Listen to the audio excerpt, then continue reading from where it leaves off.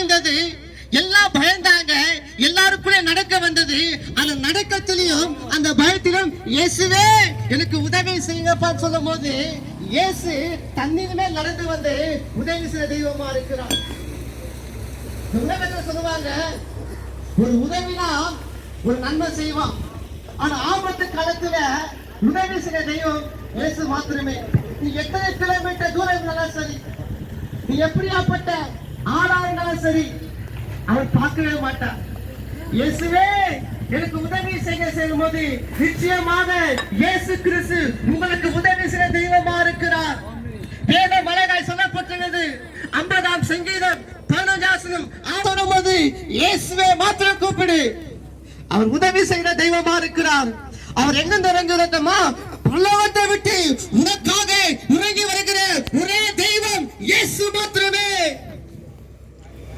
மனைவி வர மாட்டாங்க, பிள்ளைங்க வராது, தாயோ தகப்ப வர மாட்டாங்க. என் வாழ்க்கையில நான் சின்ன வயசு தாங்க இந்த வாழ்க்கையில அனுபவப்பட்டு சொல்லுகிறேன்.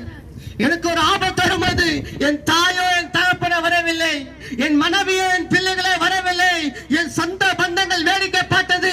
உதவி செய்ய யாரும் இல்லை, இயேசுவே கூப்பிட்டேன், யாரும் இல்லை. என் தனிமையில ஒரு அறையில இயேசுவே தாவீது குமாரனே எனக்கு இரங்கும். பாருங்க எவ்வளவு ஆச்சரியம். ஒருத்தவங்களுக்கு போன் பண்ணி இந்த கடன் பிரச்சனை இருக்குப்பா, கொஞ்சம் அக்கௌண்ட்ல காசு போடுங்கப்பா சொன்னா ஹெல்ப் பண்ண மாட்டாங்க. ஆபத்துல இந்த கடன் வாங்கிட்டேன், எனக்கு கைத்த நெருக்கிறாங்க, வாழ்வா சாவா இருக்கிறது. சொந்தக்காரங்க கேட்டு பாருங்களேன், இந்த அக்கா தங்கச்சி கேட்டு பாருங்களேன், ஆபத்து உதவியே செய்ய மாட்டாங்க. அது இயேசுவே கூப்பிடுங்க. அவர் எங்க இருக்காருமா? பரலோகத்தில் இருக்கிற இயேசு கிறிஸ்து. அந்த பரலோகத்தை விட்டு இறங்கி வந்து உனக்காக இறங்கி உதவி செய்ய தெய்வம் ஒரே தெய்வம் இயேசு மாத்திரமே. அன்பான சகோதரனே, ஆபத்து காலத்திலே இயேசு உனக்கு கூப்பிடும் போது அவர் உன்னை விடுவிப்பார். 91ஆம் சங்கீதம் சொல்லப்பட்டது, ஆபத்து காலத்திலே என்னை நோக்கி கூப்பிடு, நான் உன்னை மகிமைப்படுத்துவேன், உன்னை கனப்படுத்துவேன், உன்னை ஆசீர்வதிப்பேன். பாருங்க, ஆபத்து காலத்திலே அவர் நோக்கி கூப்பிடுமா, அவரை கூப்பிடும் போது உன்னை விடுவிக்கிற தெய்வமா இருக்கிறார், உன்னை மகிமைப்படுத்துகிற தெய்வமா இருக்கிறார், உனக்கு உதவி செய்கிற தெய்வமா இருக்கிறார். அவர்தான் இயேசு. இயேசு அல்லாமல் உதவி செய்ய இந்த உலகத்திலே யாராலே முடியாதுங்க. ஒரு ஆபத்து வரும்போது அவர் இறங்கி வந்து உதவி செய்ய தெய்வமா இருக்கிறார். வேத மலைகாய் சொல்லப்பட்டுகிறது.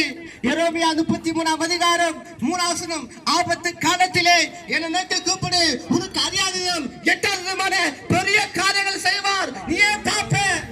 ஐயோ, இப்படி நடந்தது இந்த காரியம் யாரால செய்ய முடியாது. எப்படி நடந்தது? அதான் இயேசு. உன் வாழ்க்கையிலே எண்ண முடியாத அதிசயங்களும் பெரிய காரியங்களும் செய்கிறவர் இயேசு. அவர்தான் இயேசு.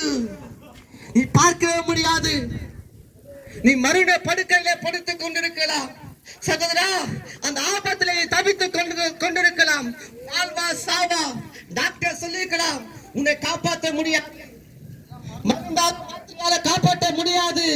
அந்த ஆபத்துல உன் உள்ளத்திலிருந்து சத்தம் வராம இயேசுவே கூப்பிடும் போது அவர் உனக்கு உதவி செய்ய தெய்வமா இருக்கிறார். நீ பாப்ப.